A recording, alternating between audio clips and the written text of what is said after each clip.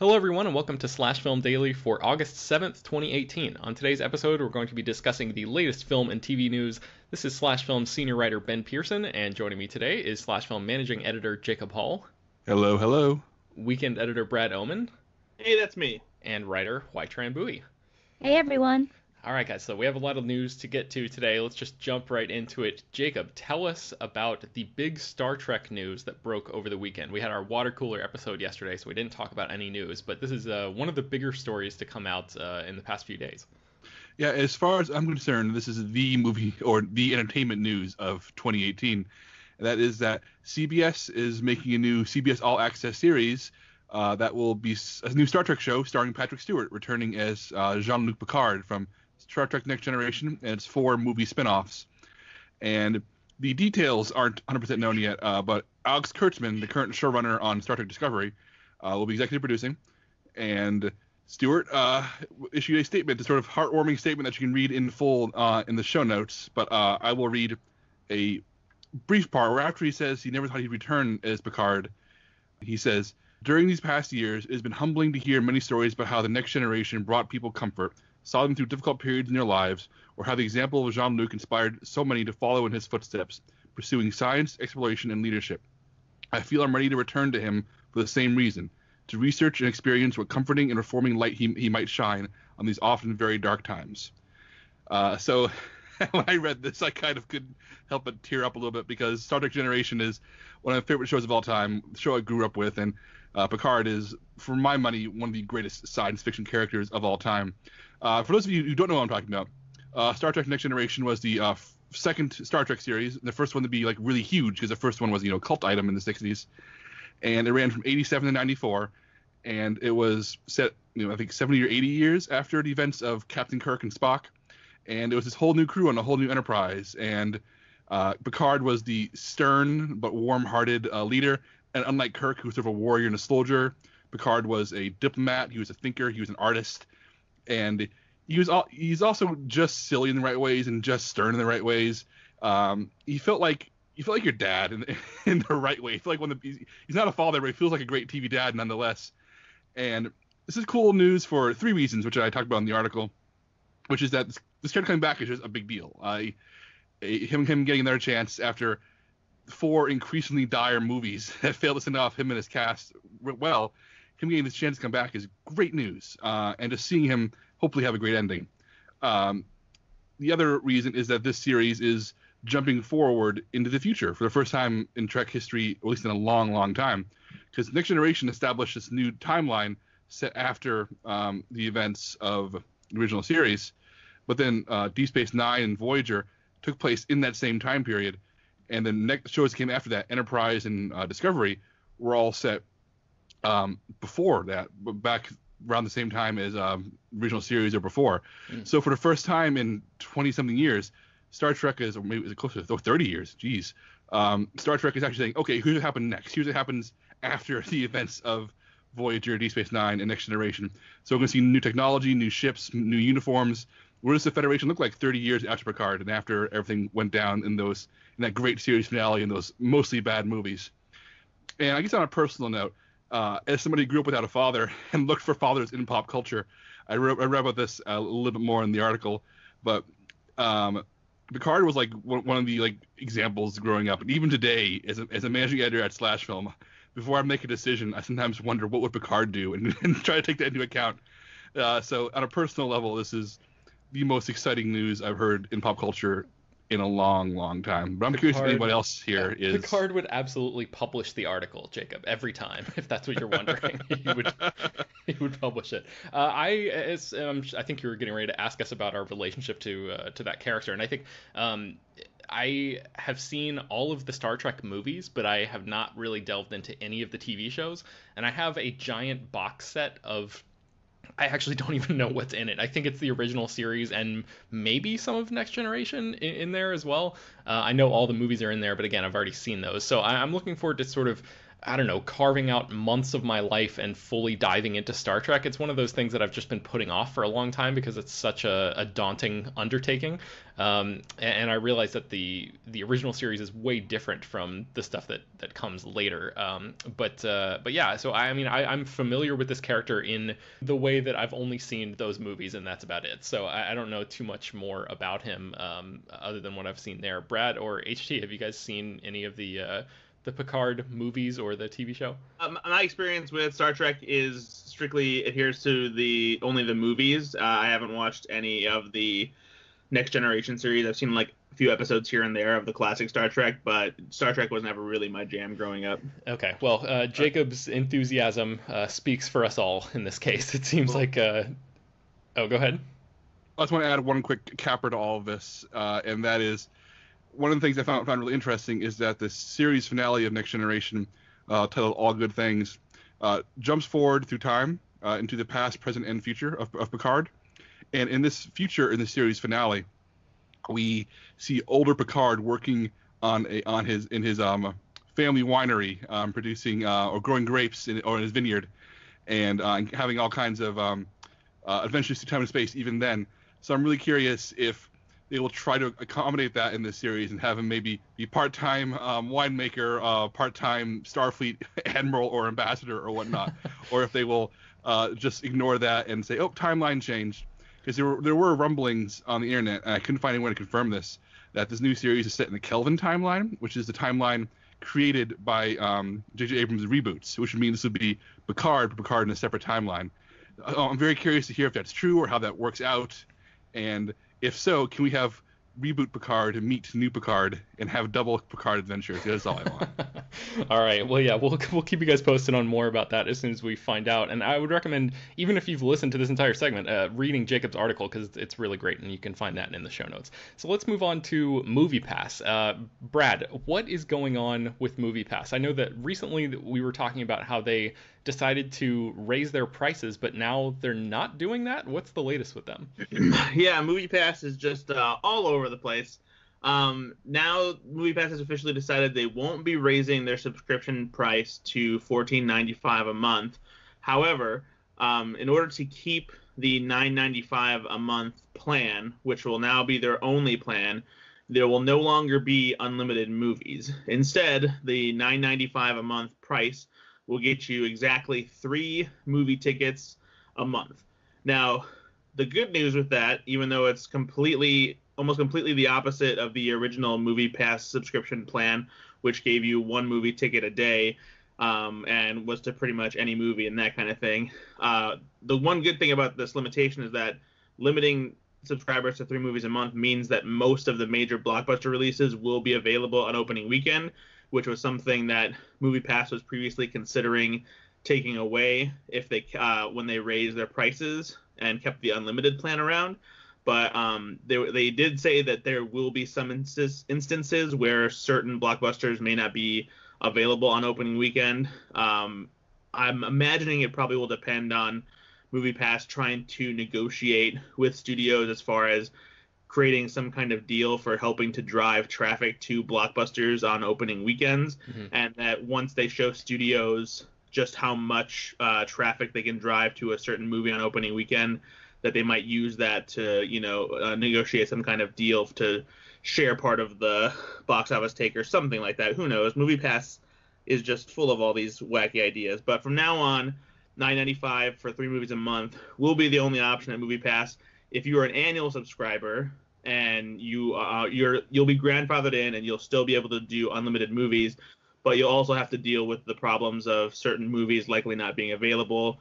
E-ticketing will be the easiest way for you to get tickets for those movies, and you'll still have to do ticket verification. But for this new plan, you won't have to deal with surge pricing or ticket verification. So there you go. It's a lot of bad with a little bit of good. And again, if you're looking for a way out, now more than ever, the AMC Stubs A-List is the better option, because comparably with AMC Stubs A-List, you get 3 movie tickets each week for the price of $20. So even though that's double the price of MoviePass, that's also quadruple the tickets. Yeah. So, and Brad breaks this down more in the article. And I mean, we were talking about this when the press release came out announcing this information. It was so baffling the way that like the wording that they used. And I would recommend anybody who cares about MoviePass and has been tracking all of this, along with us, to go and read this article, because Brad copies and pastes a bunch of the the language from this press release and tries to translate it for everyone. It's pretty entertaining stuff. So the craziest thing is that in no clear terms do they tell people in the press release you only get 3 tickets a month. They just say, some people wouldn't be mad if we limited the tickets. Yeah, so that's not the only baffling thing that MoviePass is doing. They also released an announcement this morning that they're still going and trying to make movies themselves. So I think it was earlier this summer they acquired a production company called Emmett Furla Oasis Films, and they launched a new subsidiary of MoviePass of Helios and Matheson, which is the parent company of MoviePass. That's called MoviePass Films. And Gotti, the John Travolta movie that we've talked about a lot on the podcast, and this new movie, The Row, which I had never really heard of, but it's like a sorority set serial killer movie, are the only two movies that have sort of fallen under that banner thus far. But now they decided that they're going to make a new movie amid all of this. They're struggling and their price shifts and like basically the fact that they're tail spinning into oblivion. They also decided, hey, now's a great time to do something that is incredibly difficult to pull off even under optimal conditions. So they're making a new movie called 10 Minutes Gone, and they've cast Bruce Willis in one of the lead roles. And I'll read you guys the plot synopsis here. The story follows a man who loses 10 minutes of his memory due to being hit by a stray bullet during a bank heist gone wrong. He must put the pieces of his broken memory together in order to find out who sabotaged the job and took the money, all while being pursued by a powerful crime boss hell-bent on recovering the cash. Willis plays the pissed-off crime boss. So, first of all, that movie just kind of objectively sounds terrible. And then it sounds very much like the direct-to-video kind of schlock that Bruce Willis has been making over the past, 10 or 15 years. And just the idea that the balls on MoviePass to think that, like, yeah, we have the resources and the time and the aptitude to go ahead and make a movie in the midst of, their swirling destruction all around them. It's pretty baffling to me. I'm not sure how they decided that this is the right time to continue on with this. But I guess maybe if they, the price change and all of that, or the revamp of their subscription plan, maybe they're going to be around longer than we gave them credit for, because they're sort of changing things up so drastically. So maybe we're going to be hearing more about MoviePass in the months to come. I'm not looking forward to that, but that sounds but Ben, isn't it appropriate that MoviePass is teaming up with Bruce Willis, this company that does not know what they're doing, with an actor who does not care anymore? It's like, it's such a beautiful marriage of people who belong in the same room. Plus, 10 Minutes Gone sounds like the perfect title for a movie about MoviePass.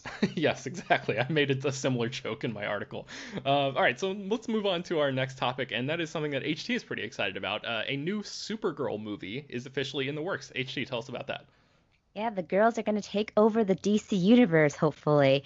But Warner Brothers is officially developing a Supergirl movie penned by 22 Jump Street writer Oren Uziel, according to Deadline. So this is in the works. We don't know much about it other than it'll be part of the DC film universe that includes Man of Steel, Suicide Squad, and Justice League.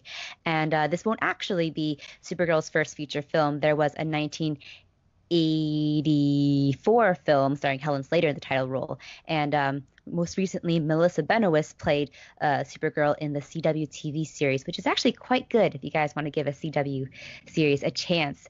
But this is really exciting because it's kind of Warner Brothers building its repertoire of female-led solo movies after the huge success of Wonder Woman. So Supergirl will be joining other films like the Batgirl film and Birds of Prey as the other female-led films that are currently in development.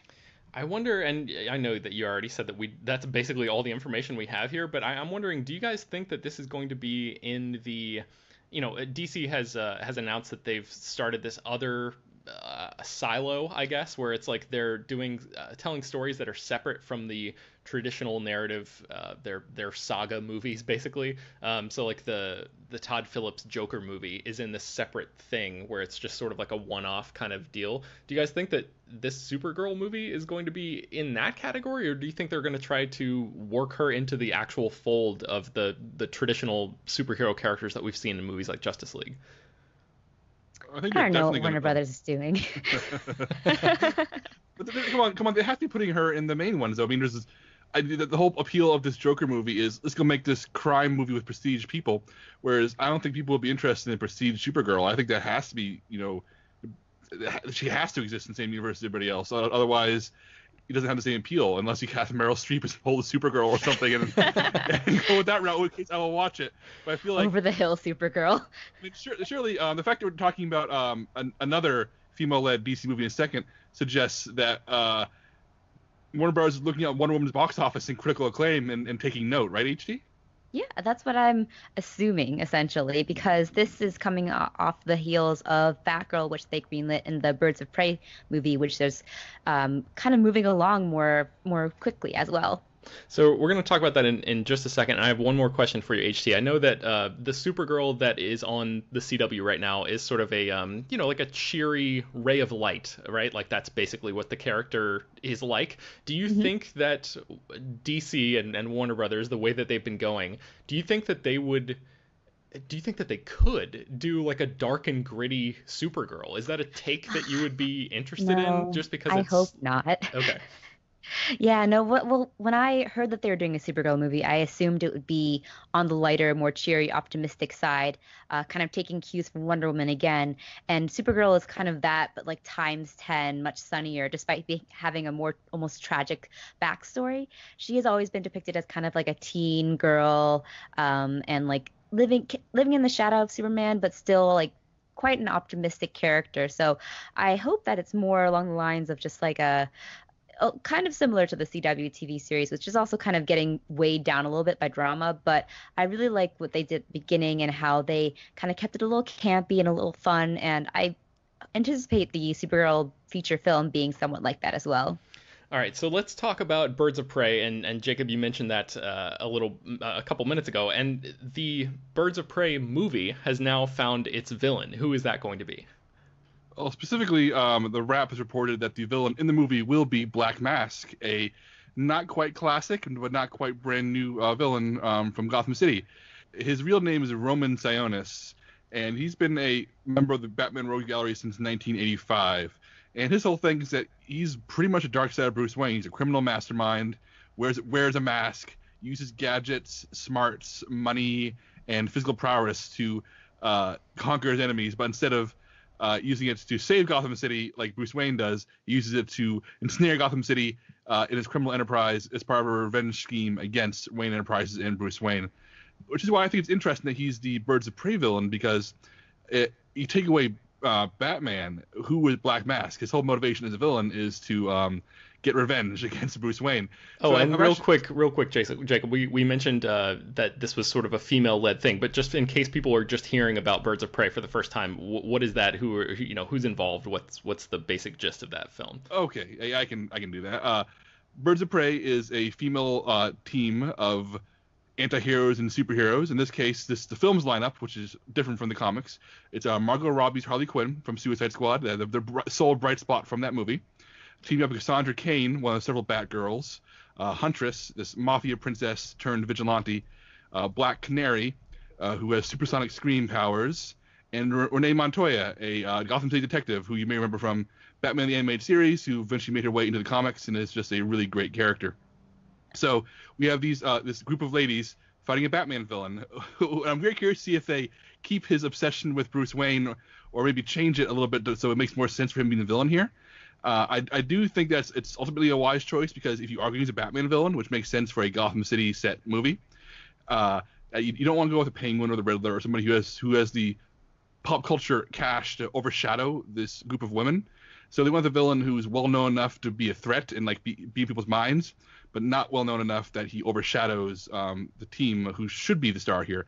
But I want to hear from HG, because I know that when she recently ranked her favorite DC animated movies on the site, Black Mask was featured probably one of her number one picks, correct? Yeah, although Under the Red Hood is my favorite DC animated film, but he wasn't actually the reason for me liking it so much. He was kind of a sort of a plot device in the film, and though they kind of revamped his character to be a more mob boss type of character, which was very impressive because he's kind of lived in the shadow of Penguin for a while, being kind of a knockoff of the character in the end. But I think because he's been so underused, it could give a lot of potential for his character in Birds of Prey, just because they can really do whatever they want with it and make him more than just a mob boss or more than just a Penguin sort of copy. So that's Birds of Prey, and do we have a release date on that? Do we know like when that begins shooting or anything? Not yet. I don't know if they've announced a shooting release date. I don't have that, or shooting date. I don't have that in front of me. But as of now, there's no actual release date set. You know what? Good on them. And the concept of having a release date set for a movie that has not begun filming yet is something that I hope dies, and maybe DC will help kill it because they realize that setting a cyborg movie for 2020 is a bad plan. So maybe just let Birds of Prey go along at its own pace. All right, so let's talk about another DC superhero, and that is the CW's Batwoman. HT, that character has just been cast. Who is going to be playing that role? So Ruby Rose will be playing the CW's Batwoman in the upcoming Arrowverse crossover event this fall, and possibly in her own solo series that is currently being developed by the network and Greg Berlanti. So Ruby Rose, who you may know from Orange is the New Black, Pitch Perfect, John Wick Chapter 2, Triple X, The Return of Xander Cage, has been on a roll recently and is one of the most prominent openly gay, gender fluid actresses out there right now. And so now she has been cast as Kate Kane, aka Batwoman, who is a capes vigilante operating out of Gotham, and is one of the few openly gay major characters in the DC Comics canon to headline a solo title series. And this is a really exciting sort of prospect as well, because a Batwoman series would also be actually the second CW TV series to have a LGBT character leading the cast. I made a mistake earlier and forgot about Legends of Tomorrow, because Legends of Tomorrow is led by a bisexual character. So yes, Ruby Rose will be playing Batwoman, and she will be making her debut this December in a DC crossover event between Arrow, The Flash, and Supergirl. And that will sort of lead the way possibly for her own solo series. And Jacob, I know that you're a big fan of Batman comics and that entire Bat family, and you were especially impressed with this casting, right? Yeah, I think that the fact they went out and found an actual LGBTQ actress for this is impressive on its own. But also, I have a weird obsession with Ruby Rose. I think she's so unbelievably badass in Triple X, or Terms Xander Cage, and John Wick Chapter 2. I know that I was talking to Brad and HG about this offline, where they both feel like they both described her as being in like with her, not in love with her. Well, I'm in love with Ruby Rose. I think she's great. My one concern is that my favorite thing about Batwoman is, in the comics, is that she starts being a vigilante independently of Batman. She's not like in debt to him like Robin or Batgirl is. So she's not like a member of that family. She's like the long lost aunt almost who shows up to the family and nobody knows what to do with her. So I wonder how she'll operate as a character when her role as the unpredictable wild card of Gotham City is not in play. But we'll see. Interesting. All right, so let's go from DC to Star Wars now and talk really quickly about the live-action Star Wars TV show that is in the works. The budget for that has been revealed in a new New York Times report, and the report says that the show, quote, is expected to cost roughly $100 million for 10 episodes. So that would basically put it pretty close to the top of the list of the most expensive shows in history, certainly in the top 5, 10 in that range. For context, the 6 episodes that are coming up in Game of Thrones' 8th and final season are said to be about $15 million each. And we actually wrote an article not too long ago that sort of crunches the numbers and ranks a bunch of really super expensive TV shows. So it's not too surprising that a Star Wars show for Disney and Lucasfilm is going to have a very high budget.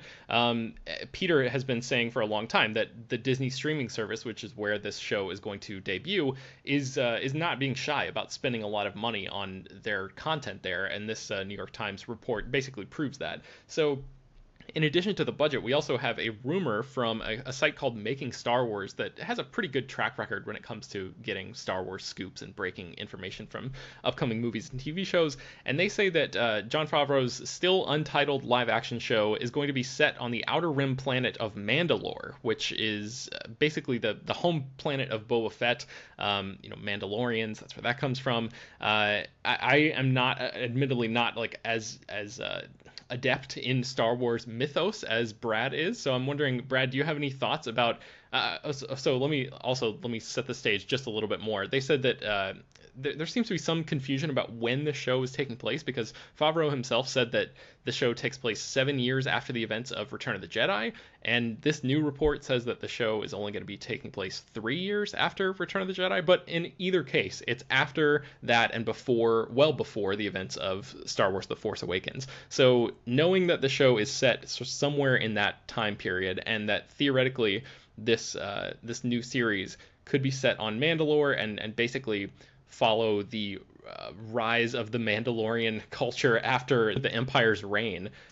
Brad, do you have any thoughts about that setting as a setting for a live-action Star Wars TV show? I think that it opens up the possibility for a lot of storylines that we haven't seen in Star Wars before, especially because most of what we've seen involving Mandalore and any Mandalorian characters has taken place before the events of the original trilogy, in things like Clone Wars and the Star Wars Rebels.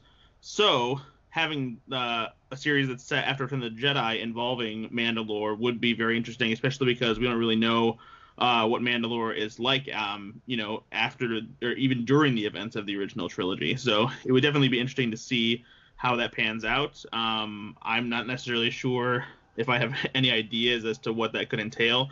But it's if anything, I kind of hope that we dig a little bit into the seedy underbelly of Star Wars. There have been projects rumored before that we're supposed to deal with that, and sort of like the criminal underworld element. So hopefully we get to explore a little bit more than what we've seen in the movies and the other TV shows so far. Yeah, totally. And Mandalore has never appeared in live action before. Like you mentioned, it's shown up in like Clone Wars and things like that, but we've never seen it in live action. So this is technically an opportunity for Disney and Lucasfilm and Jon Favreau to give us something that we've never seen before in the Star Wars universe, even though I personally wish that they would have, gone way back in time and set this during like the Knights of the Old Republic era. But I think, and I know a lot of fans have been sort of clamoring for some sort of movie or TV show set in that era for a long time. But maybe this show that if this rumor pans out, which like I said, it's not a done deal yet, but it's a pretty strong rumor. That Mandalore becomes like a central setting, maybe that could be laying the groundwork for future TV shows or movies or stories that explore that time period in more detail. So maybe people can, those fans who have been holding out for Knights of the Republic era or Knights of the Old Republic era content, maybe they don't have that much longer to wait. So we'll have to keep our eyes peeled and let you guys know more about that as soon as we learn about it.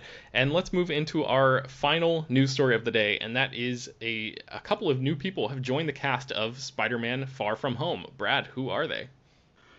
Well, despite the fact that they completely turned to dust or ash or whatever you want to call it in the post-credit scene in Avengers Infinity War, it looks like we'll be getting Nick Fury and Maria Hill back in action in Spider-Man Far From Home. There have been rumors that these two were going to end up in this movie based on certain activity on Instagram. One of the recently added cast members to Spider-Man Far From Home actually posted an Instagram update confirming that he was going to be involved with the series. This was actor Newman Akar, and in his post he initially had a bunch of hashtags including Maria Hill and Nick Fury, but he later took them out because he probably got a scolding from Marvel saying, "Hey, people don't know that they're in this movie yet, guy." And so Samuel Jackson has been posting some photos on Instagram from London and Italy, which are both shooting locations for Spider-Man Far From Home. And now Vulture apparently has gotten word that they'll both be in the movie. What we don't know, though, is exactly how they're going to be involved with the plot, mostly because we don't really know what the plot is. We know that Peter Parker is going abroad for some kind of summer vacation with his classmates, and the rumor and word on the street is that Jake Gyllenhaal is supposed to be playing Mysterio. That hasn't been confirmed by Marvel yet, but Jake Gyllenhaal has been spotted in London recently, so that likely will end up being true as well. But we have no idea what kind of threat or plot Spider-Man's going to be dealing with this time, or how he becomes involved with Nick Fury and Maria Hill. But you can guarantee that Peter Parker is going to be very eager to be doing some spy work with people that he's never worked with before, especially if, Nick Fury has the reputation that we all likely, know that he does. And it'll be interesting to see what that dynamic is like, them working together. And even more interesting is figuring out whether or not this movie actually takes place after Avengers 4, or if it'll be something that is set before the events of Infinity War, since all three of these characters are supposed to be dead. Adding more fuel to that speculation is the fact that Tom Holland posted a charity campaign video where he was wearing the Spider-Man suit from Spider-Man Homecoming and not the Iron Spider suit. So that could mean it takes place before Infinity War. It could just mean that he's not wearing the Iron Spider suit anymore for a myriad of reasons, which is something we speculated about in a separate article on Slash Film. So, at the very least, we know that these two former S.H.I.E.L.D. agents will be working with Spider-Man in some capacity overseas, and we're very interested to find out exactly what that will entail. So, Jacob and HT, what do you guys make of all this? Do you think, based on this casting, do you think this adds more fuel to that fire, that this is going to be set, I guess, not in the immediate aftermath of Avengers 4? It's definitely a sequel. HT, come on, it has to be a sequel. There's no trying way to give it the benefit of the doubt. I don't know. I sense the fakeness in HT's there. So. I worked really hard on that. I think Kevin Feige himself, wasn't it him? It was somebody very important in Marvel said that Spider-Man Far From Home was supposed to take place it was basically supposed to begin almost immediately after the events of Avengers 4 come to an end. So I don't know, and unless they do some flashback stuff, which I guess is very possible. And Marvel has done plenty of flashbacks before, but I don't know. I feel like it's got to be a sequel. But I'm wondering also, do you guys think that this sort of cements the idea that Tony Stark is not going to be around after Avengers 4, that maybe he would ultimately sacrifice himself or something? And of course, all this is speculation. We don't know anything about what's going to happen in that movie yet. But the idea that Sam Jackson and Kobe Smulders would be coming to this cast and not Robert Downey Jr., that's, to me, sort of, I'm my spider sense is tingling. I'm wondering if that's an inadvertent confirmation that Tony Stark isn't going to be around for a while. Does anybody have any thoughts about that? Now, that's an interesting question, Ben. Yeah, and I think that's probably mostly correct, because it seems like without Tony Stark acting as the mentor role, it would seem that the higher-ups in S.H.I.E.L.D. would, or not S.H.I.E.L.D. anymore. I guess I don't even know what kind of operatives they are. What is it even called now? Does the organization have a name after the events of Winter Soldier? Does anybody know the answer to that? I think that they're just like rogue agents now. I'm not even sure that they have like an official affiliation or anything like that. Okay, well, yeah, I guess I don't know. Does anybody else, Jacob or Brad, do you guys have any thoughts about Tony Stark and what this casting might say, or do you think that it's possible that they're just trying to hold that and play that that card really close to the vest and save Downey's casting and try to fly him in with a sheet over his head and do the whole secretive thing where if he were to show up in that movie we wouldn't know about it until it actually hits theaters? There's no way. Yeah, I mean, there's no way. Right? I'm sorry. I'll let Brad speak. I'm talking too much. There's no way, though. There's no way. I mean, it could go one way or the other, because it's a lot of people think that Tony Stark is going to die in Avengers 4, which would be a hell of a way for him to go out. The characters, was the beginning of the Marvel Cinematic Universe, and as heart-wrenching as that would be for fans, it would be kind of a noble end for that character, especially if he's giving his life to save everybody else. It would, essentially be the least selfish thing that he could do in his life, probably. But at the same time, there's always the chance that he could finally retire, especially if those rumors and speculation about him and Pepper Potts potentially having a child by the time Avengers 4 comes around is proven to be true, because that might be something that would finally get him to stop feeling obligated to do things, especially when there's a whole other team now that can take care of this, who and with Thanos out of the way, he probably wouldn't feel any obligation necessarily, because he feels like the biggest threat in his life has been dealt with. Yeah. But I mean, even so, the fact that Peter Parker is wearing the old Spider-Man suit and not the Iron Spider suit would seem to indicate that maybe if that suit could get destroyed in Avengers 4, and if Tony Stark's not around to fix it, that's why he has to go back to his old suit. That's something that I also talked about in that speculation article about why he's wearing the old suit. But it's, it could go either way, because there's so many secrets being kept in Marvel, and we just have no idea what's going to happen in Avengers 4 and how it's going to continue afterwards, that it's tough to say. Yeah, some good points there. Jacob, do you have any thoughts about that? Any reactions to what Brad just said? No, Brad said it all because he's always right. Well, I can't think of a better way to end this episode than that. And Brad, you're never going to find an exit to a podcast that treats you better than that one does. So before we end officially, where can people find more of all of our work online? Jacob, let's start with you. I'm on slashfilm.com every single day, and I'm on Twitter where I'm at Jacob S. Hall. And Brad? You can find me on Twitter at Ethan_Anderton, always on slashfilm.com, writing about movies, TV, and assorted entertainment stuff. And my own podcast, Go Flicks Yourself, available on iTunes. And HT? You can also always find me at slashfilm.com, and I'm on Twitter at Hoai-Tran Bui. I am on slashfilm.com as well. I'm on Twitter at Ben Pears, and you can find more about all the stories we mentioned today on slashfilm.com and linked inside the show notes. I will also include links to the 10 best DC animated movies from HT and that Spider-Man article speculating about the Iron Spider suit that Brad mentioned as well. Slash Film Daily is published every weekday, bringing you the most exciting news from the world of movies and TV, as well as deeper dives into the great features you can find at the site.